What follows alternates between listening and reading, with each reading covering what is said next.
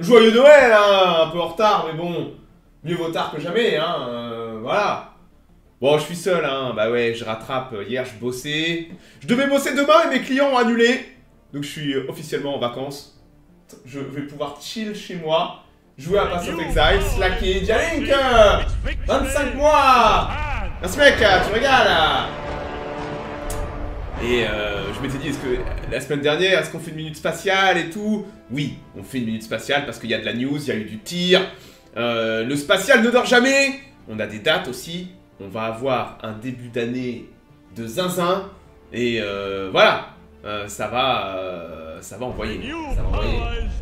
0 dégâts 37 mois, bordel. Ça nous rajeunit pas tout ça. On a eu des tirs cette semaine. On a eu des tirs. Pépé, on t'aime, écoute. Bah, j'espère que tu m'aimes pas trop quand même. Hein, oh la gros mousse, tu t'es les bites, c'est propre. Pas de femme ni d'enfant, ce projet, c'est ça les vraies vacances. Tu m'étonnes. Tu m'étonnes. Moi, je me suis débarrassé de tous mes clients. Je vais pouvoir lancer Path of Exile 2. Je vais me mettre en caleçon. J'ai le frigo rempli de pizza et de fromage. Et je vais brasser aussi, j'ai de la bière à brasser. Eh, le bonheur ne tient pas à grand chose, vous savez. Temps magnifique, grande baie vitrée, de la neige. Je suis heureux. Je suis heureux, moi. Hein. Je peux streamer la minute spatiale, je peux jouer. Écoutez, le bonheur ne tient pas à grand chose. Voilà. Bon, écoutez, il faut quand même que je fasse ma minute spatiale. On a eu pas mal de tirs, on a des tirs qui arrivent. Alors, on est dans les derniers tirs de l'année. Une année assez folle, hein. On a jamais eu autant de tirs de l'histoire d'aérospatiale. Et on avait une dernière Soyouz au pad, donc pour un satellite Resurse P, donc c'est des satellites d'observation commerciaux qu'utilise aussi le Kremlin parfois pour ses opérations militaires. Donc ça fait civil mais aussi militaire.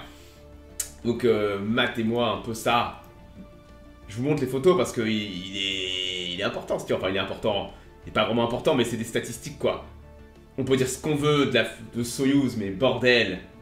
Quelle fusée, quoi! C'est beau, hein? Hop là! Regardez ça. Bon, attendez, on va regarder le tir.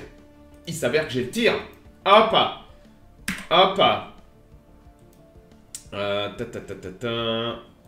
Voilà. C'était hier ou avant-hier, je crois.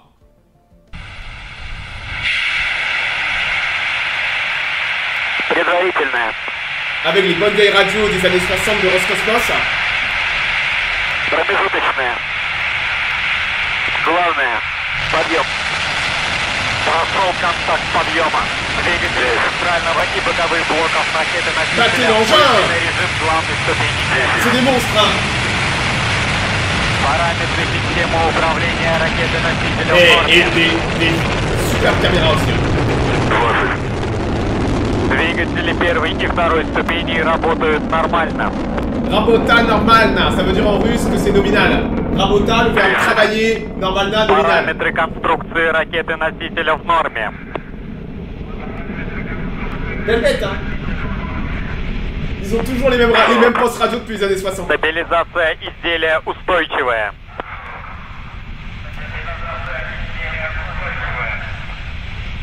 Sacré mec. Давление в камерах двигателей в норме. Mais je trouve pas. Je suis guide. Тангаж, рысканье, вращение в норме.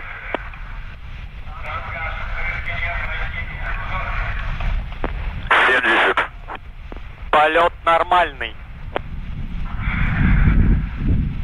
Voilà. Bon, en tout cas, le vol s'est bien passé.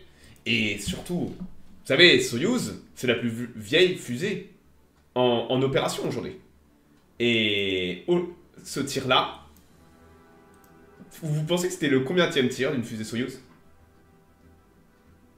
Qu'est-ce qu'ils ont lancé à cette fusée? Ils ont lancé un satellite d'observation Resus P, satellite d'observation commercial, qui est aussi utilisé parfois pour le militaire. Si le Kremlin n'a pas de satellite d'observation, il passe par l'entité commerciale qui opère le machin. Donc là, c'est une. Je crois qu'ils ont au total 5 satellites en orbite. Celui-là, c'était le 5e. Et voilà. 600e, 452, 600. Les mecs, regardez la photo là.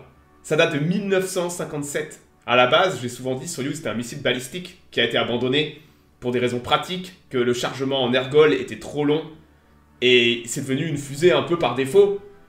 Ça, c'est son premier vol en 1957. Pas mal. Oh d'accord, bientôt un an. 2500, 1200. Merci mec.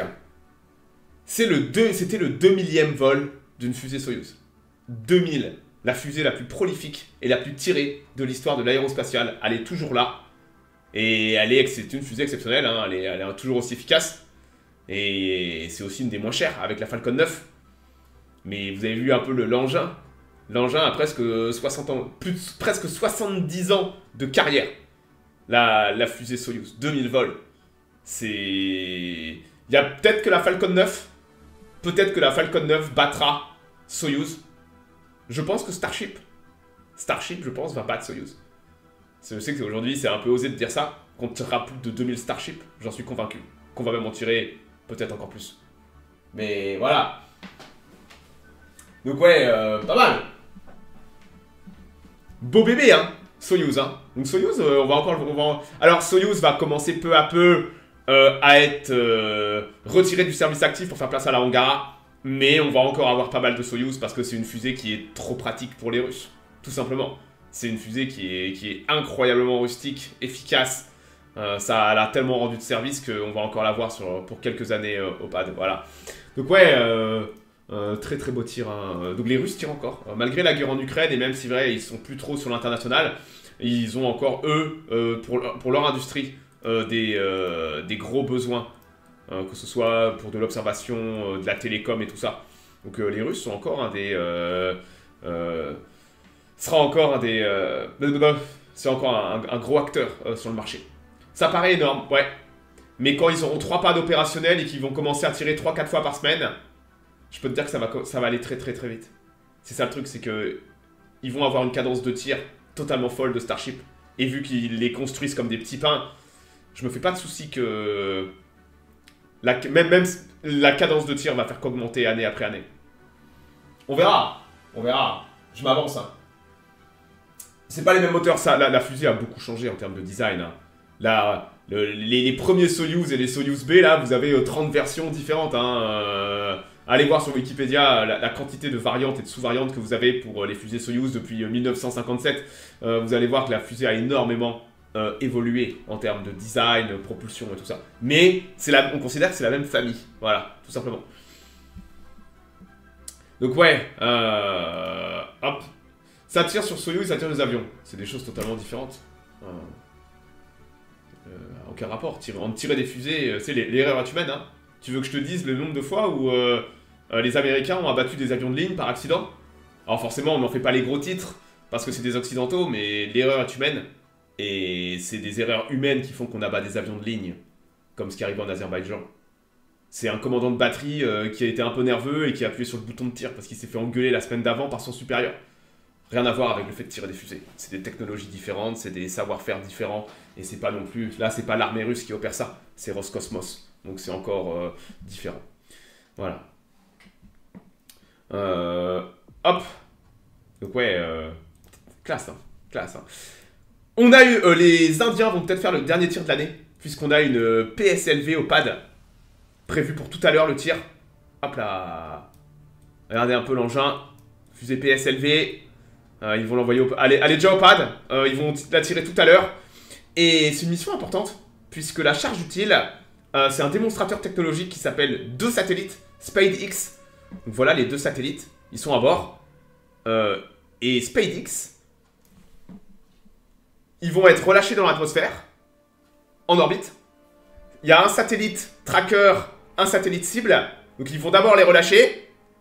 Et après, ils vont tester l'arrimage. Il y a très peu de pays au monde qui savent faire s'arrimer des choses en orbite. Donc là, vous avez la première tentative des Indiens de faire une tentative d'arrimage. Donc avec tout le dispositif qui va avec. C'est exceptionnellement technique. De faire. Les Indiens ont de l'ambition d'avoir, entre autres, une station spatiale et tout ça. Donc il faut être capable d'arrimer des choses en orbite. Nous, quand on voit SpaceX le faire, les Chinois, ça a l'air extrêmement facile tout ça. Mais ça l'est pas. Et il y a très peu de pays au monde qui sont capables, qui ont ce savoir-faire et cette technologie. Et là, les Indiens vont tester simplement leur dispositif d'arrimage. Donc c'est leur première tentative. Donc là, la mission de la PSLV, ça va être de relâcher ces 2 satellites. Et après, ils vont les faire, souvent dans quelques jours, le temps que les satellites prennent assez de distance, ils vont les faire s'arrimer en ciel, en orbite, pour tester le merdier. Voilà. Les Indiens sont comme les Chinois, ils ne tirent que pour eux. Les Indiens sont très rarement à l'international, mais ils le sont. Par exemple, on avait vu récemment, ils avaient tiré pour OneWeb. Ils ont aussi des bonnes relations avec Singapour. Et ils tirent parfois les satellites de Singapour. Mais 90% de leurs tirs, c'est domestique. Voilà, comme les Chinois. Donc ouais, les Indiens vont encore avoir une grosse fin d'année avec cette mission qui est extrêmement importante pour leur programme habité et aussi pour tout ce qui touche leur future station orbitale et tout. Les Indiens, pardon, ont beaucoup d'ambition. On les a vus aller sur la Lune et tout ça. Ils sont bons. Ils sont très très bons. On pourrait en prendre de la graine en Europe de ce que font les Indiens avec un budget extrêmement limité. Ils sont exceptionnellement bons, les Indiens. Bon, on va passer du côté des States. On a eu de la news. Attendez, je fais le tri dans mes... hop, voilà. Vous vous rappelez qu'on avait la New Glenn au pad? On avait la New Glenn qui était clouée au sol. La nouvelle fusée de Blue Origin. La New Glenn qui était au pad. Et on sait qu'ils avaient eu un problème avec leur système de déluge. Que la FAA voulait pas leur donner une licence de tir. Que ça discutait entre autres avec le Fish and Wildlife Service, l'agence fédérale, parce que Blue Origin avait fait un feu statique avec leur 2e étage sans l'autorisation de rejeter de l'eau pure dans le machin. Alors on est généralement au courant de ça parce que on sait que SpaceX gueule quand ça leur arrive et n'ont pas peur de s'attaquer publiquement à la FAA, mais ils sont le seul à le faire. Là, Blue Origin était silence radio total. Et ils pouvaient rien faire tant qu'ils n'avaient pas l'autorisation de la FAA. Et il s'avère que le 27 décembre, la FAA a signé les autorisations nécessaires. Visiblement, toute la paperasse est arrivée pour pouvoir non seulement faire les feux statiques de la New Glenn, mais aussi la tirer. La New Glenn a officiellement sa licence de tir. C'est important pour Blue Origin parce que ils ont une énorme fusée de près de 100 mètres de haut au pad. Et ils peuvent rien faire avec. Donc là, ils ont eu toutes leurs autorisations. Et... alors, publiquement, ils ont tout de suite dit merci à la FAA pendant les fêtes d'avoir travaillé. Je peux vous dire que par derrière, ils étaient foudrage Blue Origin de ne pas pouvoir faire quoi que ce soit avec leur fusée au pad. Parce qu'il y a Robert, Roger, Raoul et André de Fish and Wildlife Service qui ne trouvaient pas leur taille crayon pour remplir le document 153, paragraphe 2, alinéa 7... non mais faut arrêter les conneries quoi. Et ça faisait grincer des dents. Donc en tout cas, comme dit, il n'y a que SpaceX qui prend publiquement la parole sur ce genre de problème. Mais les autres n'en pensent pas moins, je peux vous le dire. Ils sont tous d'accord, toutes les compagnies du New Space, que la FAA a besoin de se faire botter le cul pour que les choses aillent plus vite. Et pas que la FAA, mais aussi les agences fédérales qui bossent sous elle. Le laissez-passer A38. Et oui, mais est-ce que tu as signé le laissez-passer A37 qui va avec la 38, qui est l'addendum, voilà. Donc ouais, le Doge qui fait les suivre à la FAA, oui c'est bien, mais la FAA en ce moment, ils ont un petit peu peur de perdre leur boulot, donc ça commence à bosser un peu plus activement à la FAA, et tant mieux. Donc la Blue Origin avait désormais, il y a quelques jours, elle est belle cette fusée, la New Glenn est une très belle fusée, je trouve en tout cas. Et surtout ça va être une fusée qui va être renouvelable. Le premier étage a vocation à revenir se poser sur une barge, comme la Falcon 9. Donc ça a son importance. Et Blue Origin avait donc toutes les autorisations nécessaires pour envoyer la sauce. Et ils n'ont pas traîné, hein, preuve que tout était prêt. Vous avez Jeff Bezos, le patron d'Amazon, et aussi le mécène de Blue Origin, puisque c'est lui qui l'a créé et il a injecté des milliards dans Blue Origin sans beaucoup de retour sur investissement. On a eu ça, c'était la première fois que la New Glenn a allumé ses 7 moteurs feu statique avec les 7 BE4. 2, 1.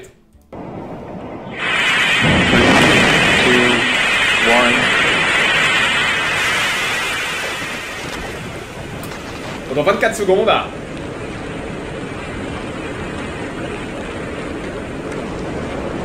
ça a l'air de s'être très bien passé. On sait que les moteurs BE4 travaillent bien aussi. On les a déjà vus sur la Vulcan. Voilà. Donc c'était la première fois que la New Glenn rugissait avec un feu statique. C'est une étape extrêmement importante. Et alors c'était très amusant. Là sous le tweet, vous avez même Elon Musk qui est venu dire bravo les mecs. C'est le New Space. On est content que tout le monde réussisse quoi. Hein. Vous avez même Jared Isaacman, le nouveau patron, le nouvel administrateur de la NASA, qui est venu féliciter Bezos et ses équipes. On a aussi David Limp, qui est le CEO. Comprenez que Bezos n'est pas le patron, enfin si, c'est lui qui paye les chèques, vous voyez, c'est lui qui paye les factures comme Musk. Mais David Lim, c'est le patron de Blue Origin, et lui aussi a dit qu'il ne leur reste plus qu'à mettre la charge utile, et ils vont tirer. Et on a même une date, 6 janvier, la semaine prochaine. Le 6 janvier, ce sera le lundi 6 janvier. Ils vont la faire atterrir du premier coup. Ils vont essayer. Elle a vocation à être renouvelable. La barge est déjà en mer. Ils vont essayer de la poser. Donc ça va être quelque chose d'assez dingue. Là, je serai en live, hein, moi je vous le dis. Donc ouais, le 6 janvier, on va avoir le premier vol de la New Glenn. Putain, les Américains ont une chance incroyable. Ils envoient une voiture comme Tesla. Non, ils envoient juste une petite charge utile, test. Voilà. La fusée est vide, on va dire ça comme ça. Ils auront une autre charge utile pour Mars, si tout se passe bien, dans la fusée suivante. Ou celle encore d'après. Donc ouais, c'est important pour Blue Origin, parce que ça fait 25 ans qu'ils existent et ils sont jamais allés en orbite encore. Donc potentiellement, c'est la première fois qu'ils vont aller en orbite. Une étape importante. Et les Américains ont une chance incroyable, quoi. En France, en Europe, on galère pour faire voler Ariane 6. Aux États-Unis, ils ont la Falcon 9, Starship, la Vulcan, la New Glenn qui arrive dans les starting blocks. C'est de la folie, quoi. Et c'est des lanceurs qui sont des très très gros lanceurs, avec toute une vocation de réutilisable. Vous voyez un petit peu le trou technologique. Il n'y a que les Chinois qui sont juste derrière et qui eux aussi investissent comme des dingues dans le renouvelable, dans le réutilisable. Entre autres en 2025, on va avoir les premières fusées réutilisables chinoises en 2025. Et les Européens font peine à voir en comparaison. Voilà. Donc ouais, pas mal. Donc la semaine prochaine, lundi prochain, dans 8 jours, on sera là. Pour la New Glenn. Elle n'atteint pas l'orbite, je pense. Écoute, moi je leur souhaite. Après c'est une première fusée, il n'y a pas de charge utile. Déjà s'ils font une séparation d'étages, un décollage réussi, une séparation d'étages, que le deuxième étage part correctement et tout, on souhaite que de la réussite. On verra, on sera là pour regarder ça et voilà. Sachant que le 10 janvier, le 10, il y a Starship. Vol 7 de Starship. En 4 jours, on va avoir la New Glenn. 4 jours plus tard, Starship. Alors après, selon la météo et tout ça, les problèmes techniques sont toujours aussi possibles. On est à 10 jours, on n'a toujours pas de Starship au pad. Donc ça va full stack et tout ça. Il y a encore beaucoup de choses à faire. Mais on va peut-être avoir un début d'année de fou avec New Glenn, Starship à la suite. J'espère que vous aimez les minutes spatiales parce que vous allez en bouffer. Hein. Moi, je peux vous dire. Hein. Donc ouais, ça va être quelque chose. On a eu SpaceX qui a tiré 2 Falcon 9 en moins de 24 heures. Tout à l'heure, il y a eu une mission Starlink et on a eu une mission pour Astranis. Donc Astranis, vous connaissez peut-être pas, j'en ai déjà parlé quelques fois. C'est une compagnie du New Space qui fabrique des satellites. Donc vous leur passez commande. Ils ont, je crois, 200 ou 300 employés. Donc c'est une toute petite compagnie du New Space. Et vous leur passez commande pour lancer des satellites. Donc là, vous aviez 4 satellites qui ont été déployés par une Falcon 9. Donc là, regardez, ils sont en phase terminale d'intégration. Voilà, vous voyez les 4 satellites. Et les 4 satellites, c'est pour 4 clients différents qui ont passé commande à Astranis. Donc, ils vous font des satellites sur mesure. Vous leur dites ce que vous voulez. Et eux, vous le font. Donc, on avait... voilà, donc là, on avait... Je suis allé voir un peu le détail. Alors, il y a un des 2 satellites. Il y en a 2 de commandés. Grupo Andesat, sûrement pour la cordillère des Andes au Pérou. 90 millions de dollars, les 2 satellites, donc c'est 45 millions de dollars le satellite, pour fournir de l'internet, donc un satellite de télécom pour fournir de l'internet au Pérou. On a deux des 8 satellites commandés par Anuvu, qui est de la connectivité pour l'aviation et le maritime. Donc Astranis, ils ont des... C'est une petite compagnie, mais qui a des gros contrats. Vous avez vu ça? Contrat avec le Pérou, 4 satellites. Contrat avec Anuvu, 8 satellites. Et enfin, ils avaient donc Arcturus, qui était un satellite qui avait échoué. Donc c'est le satellite de remplacement. Et voilà, Utility Sat. Donc là, ils tiraient tout à l'heure. C'est 4 satellites. Voilà. Et voilà, la coiffe. Combien de vols de Falcon 9 pour l'année 2024? Est-ce qu'on n'est pas... Je suis pas allé voir, mais on doit être à 134. Peut-être même 136. Le chiffre est totalement dément. On va pas se le cacher, le chiffre est fou. Mais ils doivent être à entre 130 et 140. Va chercher, Google, combien de Falcon 9 ont volé cette année. Parce que là, c'était le dernier tir de l'année Astranis. Donc regardez la coiffe. Donc, la coiffe qui a déjà volé. Ils ont fait un changement de booster. Lorsqu'ils ont mis le booster précédent à feu, ils ont eu un souci au moment de... Ils ont eu un abort de dernière seconde. Et SpaceX, ils ont fait quoi? Ils ont juste changé le booster. Vous vous rendez compte le fait d'avoir énormément de fusées de prêtes? Vous avez un problème avec le booster? Claquement de doigts, on change le booster. Voilà. Donc vous aviez eu un changement de booster de dernière seconde, ça a décalé le tir de 24 heures. Et vous savez quoi? On va aller voir le vol. C'était tout à l'heure. C'était... il y a 8 heures exactement. Hop. Et en plus, ça n'a pas pu voler pendant plusieurs semaines. Ouais, 2 semaines. Donc ils ont rattrapé ça et ils étaient pas loin de leurs objectifs de l'année. Ce qui est totalement incroyable, quoi. Allez, la dernière Falcon 9 de l'année. Les 4 satellites d'Astranis. 5, 4, 3, 2, 1. Mission and liftoff. Go Falcon, go strong.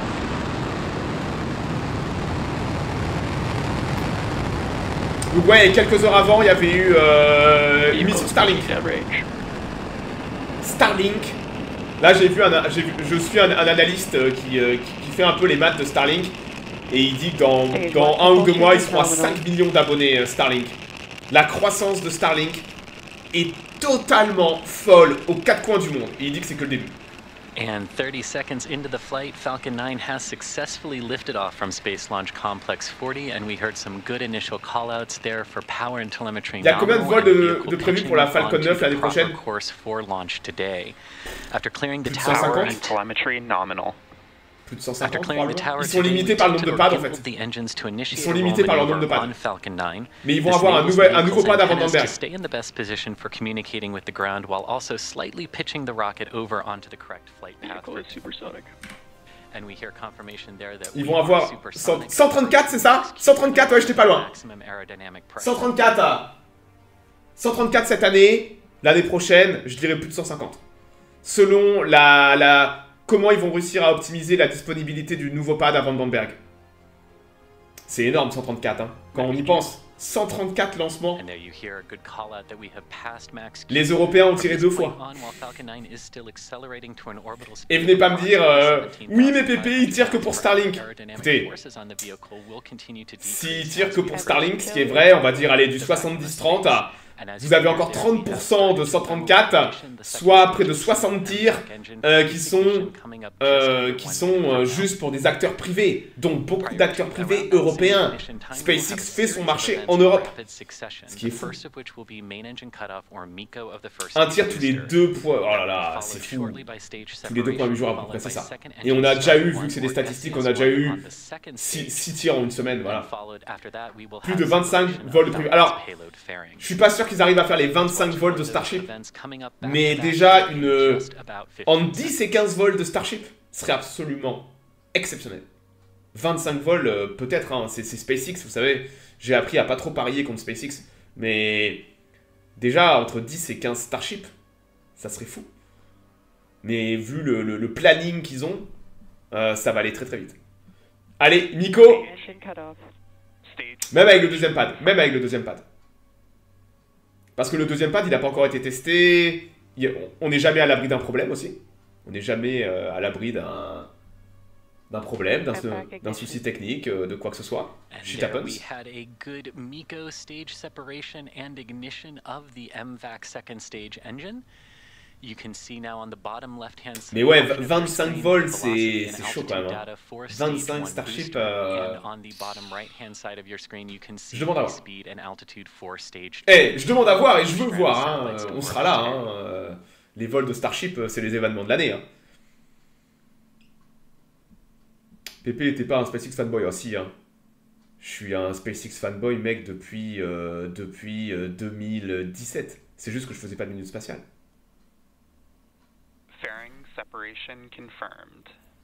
Je le suis depuis 2015 quasiment, quand ils ont récupéré, la première fois le booster. Both of the payload fairing halves on today's mission are flight proven, with one half flying for its 22nd time and the other for its 12th. Attendez, je remets. J'ai bien compris, mais je crois que la coiffe a volé. Merde. You can see there that stage 2 currently has a velocity of about 10,600 kilometers per hour. We're looking for a velocity of about 27,000 kilometers per hour at engine cutoff today.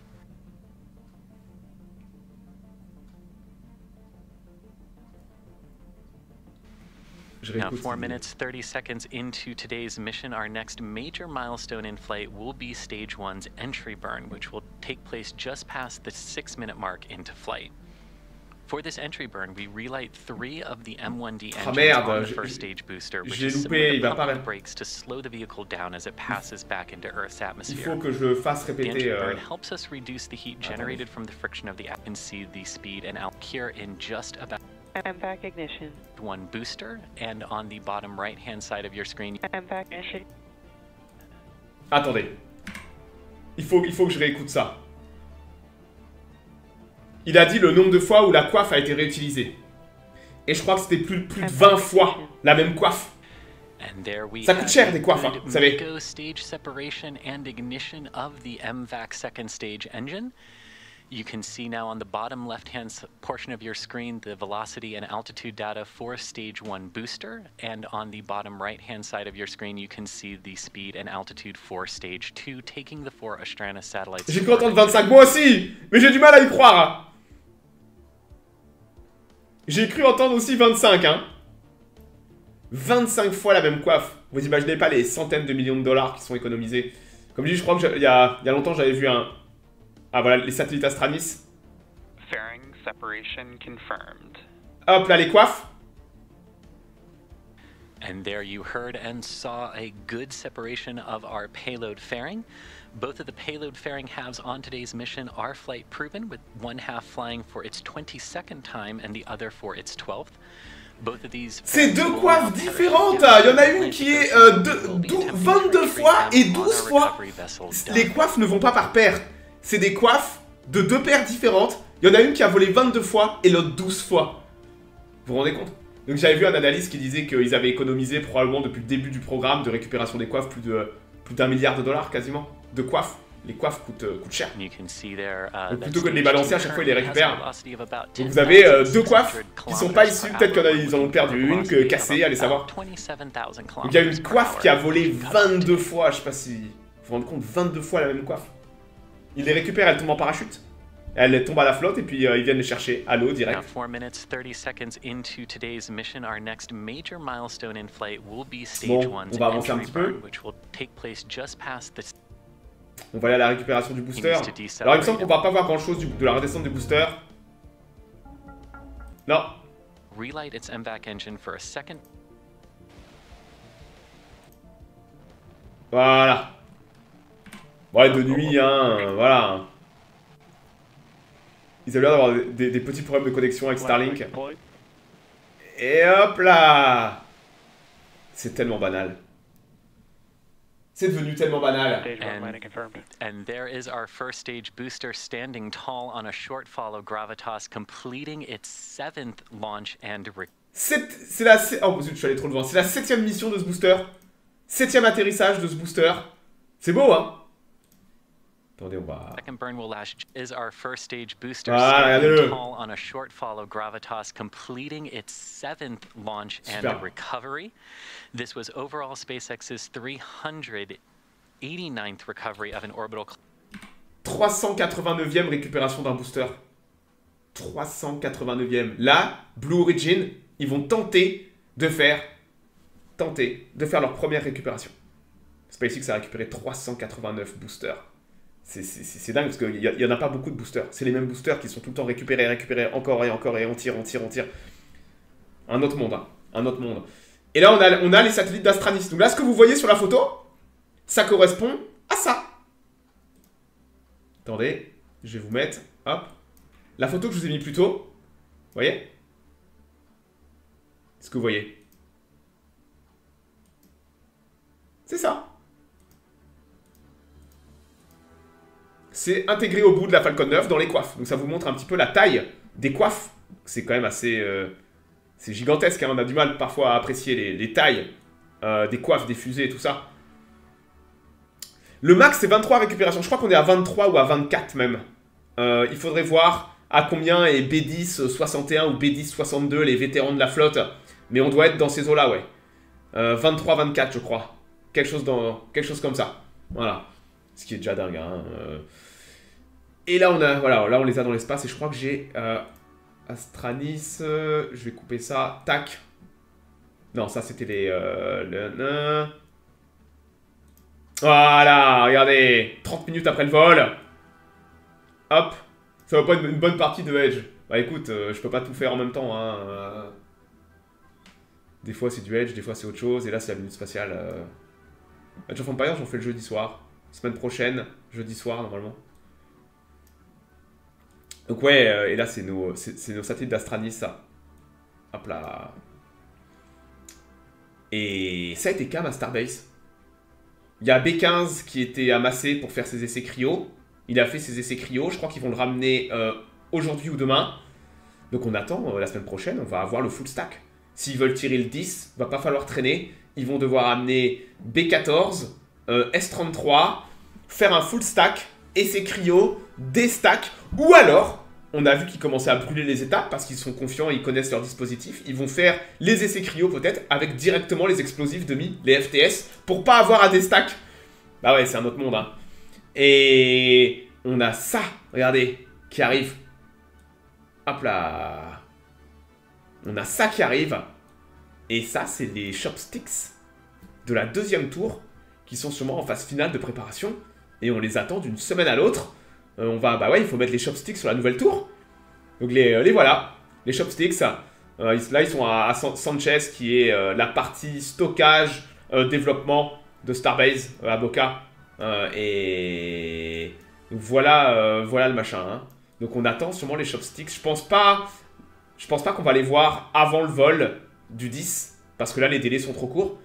Mais je pense qu'on va peut-être les voir en janvier ou en février, sans aucun doute. Fin janvier, début février, ils vont les amener au pad pour le montage, ce qui est la méga pince à glaçons. Putain, la taille là, hey. Si ça c'est la pince à glaçons, imagine la taille du glaçon et la taille du whisky, la taille du verre et du whisky, où il y a tout ça là, hein. Donc ouais, on a les chopsticks qui sont prêts. Donc on va... Non mais s'ils veulent tirer deux Starships, faire un double événement en avril, donc ils espèrent que le pad soit prêt au printemps, bah il va pas falloir traîner, hein. Voilà, hein. Il va pas falloir traîner, hein. Voilà. Donc on va avoir la semaine prochaine... On va avoir l'année prochaine un début d'année explosif. Rendez-vous la semaine prochaine. Je sais pas, alors attendez, je sais pas si je ferai une minute spatiale, on verra. Je pense que si... samedi prochain, c'est le 4. On sera à 2 jours, donc je pense que je ferai une minute spatiale. Parce qu'on sera à 2 jours de la New Glenn, et on sera à 6 jours de Starship. Donc on aura déjà sûrement un full stack et tout, ça va bouger la semaine prochaine, hein. Oh là là là là, on est content de commencer l'année comme ça, sur les chapeaux de roue. C'est ça qu'on veut voir. Et c'est déjà pas mal. C'est déjà pas mal. Et bah, on verra pour la semaine prochaine, hein. Voilà. Bon, écoutez, je vais m'arrêter là. Ce soir, je continuerai le run avec Erebor. On va peut-être se mettre en route direction de Mordor en fin de session, hein. On va tout tenter, un all-in. On va faire un tout droit avec l'anneau de pouvoir, avec plusieurs armées, et c'est parti, hein. Et je vais m'arrêter là. Passez de bonnes fêtes de fin d'année. Bon nouvel an, si je vous vois plus sur le live. Profitez bien. Bon courage pour ceux qui taffent. Puis pour ceux qui sont là que pour la minute spatiale, bah, rendez-vous semaine prochaine. 14 h. Et c'est parti, un bon PO. Ouais, là, je vais me poser à Pass of Exile cet après-midi. Il se passe quoi à Kourou pendant ce temps? Ils sont en train de stacker la Ariane 6. J'ai montré la semaine dernière. Mais à Kourou, là, c'est le Winter Break. C'est le Christmas Break. Ça bosse pas trop. Et Crubululé, là, t'as pas un pseudo facile à prononcer. Si tu veux faire du Age of Empires, on en fera jeudi prochain 20h. Si t'as envie de jouer ou venir voir des games. Voilà. Et je m'arrête là. Bon, sur ce, ciao, passez un bon week-end et puis peut-être un soir ou dans les prochains jours. Salut.